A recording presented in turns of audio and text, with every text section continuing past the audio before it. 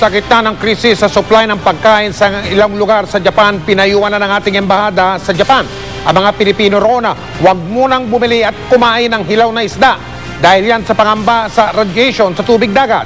Mula sa Tokyo, Japan, nakatutuklaw ngayon si June Veneracion. June. Mike, bilang paniguro nga sa banta ng nuclear radiation ay pinapayuhan ng ating embahada dito sa Tokyo, Japan, ang ating mga kababayan na umiwas muna sa pagkain ng mga hilaw na isda gaya ng sushi at sashimi. Pati kasi ilang bahagi ng mga karagatan dito ay nagkaroon na rin umano ng radiation contamination mahigit 2 linggo mula nang tumama ang lindol at tsunami rito. Tila nakaparada lang sa daan ang barge na ito sa isang coastal city dito sa Japan. Kwento ng isang Hapon sa amin, tinangay ito ng tsunami hanggang makarating ng lupa. Halos wala nang nakatira sa lugar na ito. Bakante na ang mga bahay. Ang mga naiwan, bakas ng trahedya. Nuclear radiation ang kinakatakot ng mga tao. Nakadagdag pa sa pangamba. Ang mga report na pati tubig dagat ay kontaminado na ng radiation mula sa nuclear plant sa Fukushima. Pinuntahan namin ang isang sikat na palengke dito sa Tokyo. Samot-saring pagkaing dagat ang makikita rito, tulad ng tuna, king crab at naglalakihang talaba. Masigla pa rin ang bentahan. Sabi ng mga tendero, hindi naman sila nagbebenta ng mga huli mula sa mga lugar na malapit sa nuclear plant sa Fukushima. May label ang mga produkto, nakalagay kung saang lugar galing ang mga ito. Madalas din dito bumibili ang Pinoy na si Dodi Torres. Hindi muna, pahinga muna. Bibili muna tayo ng bangos yung galing sa Taiwan. Bangos at saka tilapia. Wala pa namang advisory ang Japan na iwasan ng mga pagkaing dagat dahil sa banta ng radiation.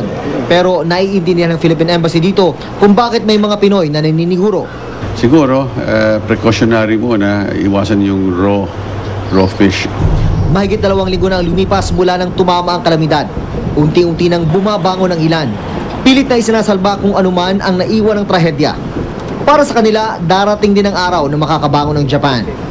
Pagkatapos ng matinding pagsubok, muli raw makakabawi ang tinaguriang Land of the Rising Sun.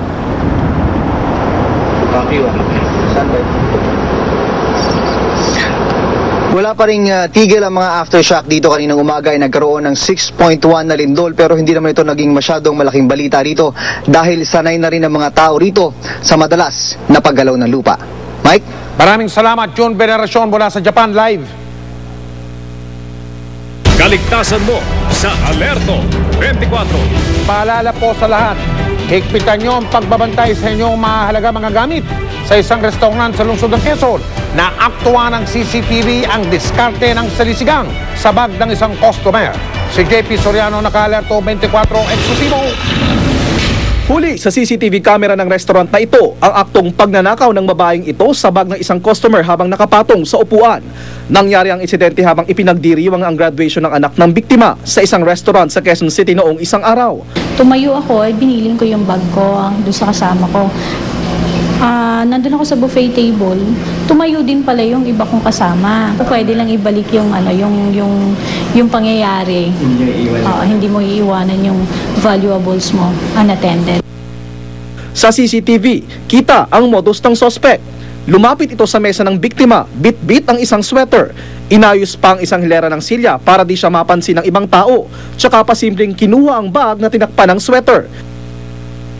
Mahigit 20,000 piso ang laman ng bag na nanakaw, kasama na dito ang 3 cellphone, digicam at iba pang mahalagang dokumento gaya ng passport.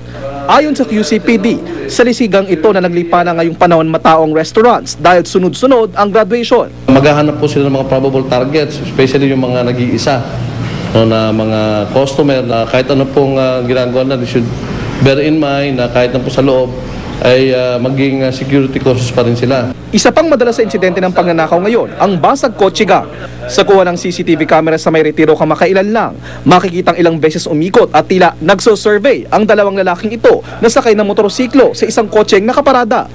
Nang makumpirmang may gamit sa loob ng sasakyan, pumwesto ang motor. Bumaba ang isa sa mga sospek na kumuha ng pambasag. Sa bandang likuran ng kotse, doon binasag ang salamin. Natangay ang isang bag at mabilis na sumakay sa motor sabay alis. Ayon sa NCRPO, simula Enero hanggang Pebrero ngayong taon, umabot na sa mahigit 1,000 ang kaso ng theft sa Metro Manila kasama ng salisigang. Paalala ng pulisya laging maging alerto. Huwag daw iiwan ang mga mahalagang gamit kahit sa loob ng inyong sasakyan. JP Soriano, Naka-Alerto, 24. 2 araw bago bitayin ang 3 Pinoy sa China, inilabas ang sinumpaang salaysay ni Sally Villanueva na nagdedetalye ng modus ng umano'y drug smuggler na nambiktima sa kanya. Hindi naman nawawala ng pag-asa ang pamilya ni Sally, kabilang ang kanyang anak.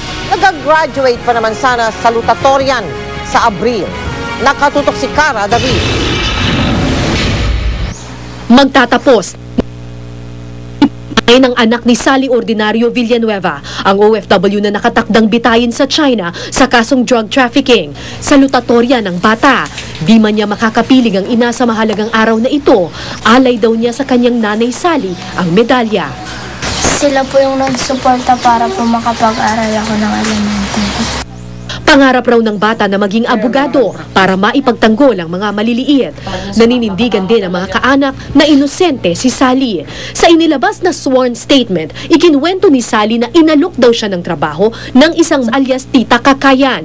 Magbibitbit lang daw siya ng mga cellphone galing China papuntang Pilipinas. Kapag sinunod daw niya ang instructions ng contact person, babayaran daw siya ng 25,000 pesos kada buwan. Pero bago siya umalis, binilin daw ni Tita Kakayan na huwag siyang gumamit ng sarili niyang maleta.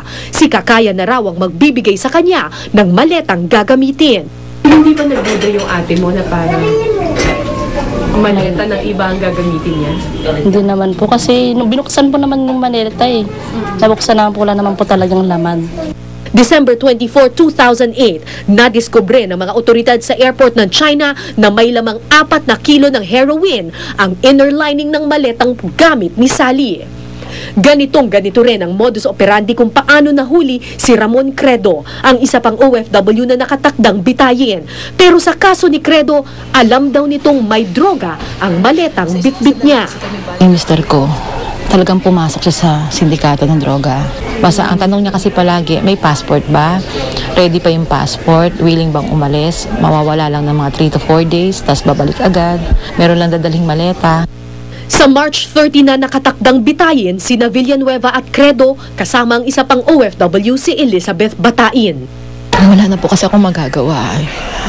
Wala po akong magagawa kundi magdasal na lang. At umaasa pa rin po sa milagro, pero syempre po, kasalanan din po kasi nila yan. At yan po ang talagang batas ng China. Parang wala na kasi ilang araw na lang, 2 araw. Mahatulan na yung ate ko. Saan naman po? Nasa China na ngayon ang ilang kaanak ng mga bibitaying OFW. Ayon sa DFA, sa March 30 sa araw ng promulgation pa magkakaroon ng pagkakataon ang mga kaanak na mabisita ang 3 nakakulong na OFW. Cara David, Nakatutok, 24 oras. Abangan! Pilyang husband na di nakalaro sa Myanmar, rumampa kasama ang batang kapatid. At Ding Dong, Jojo, Lala, Tonton, Nangnang, Jingjing, Lulu, An-An, Melmel, Mike, at kung ano-ano pang palayaw na Pinoy, umagaw ng pansin. Walang patid na pagtutok dito lang sa 24 oras.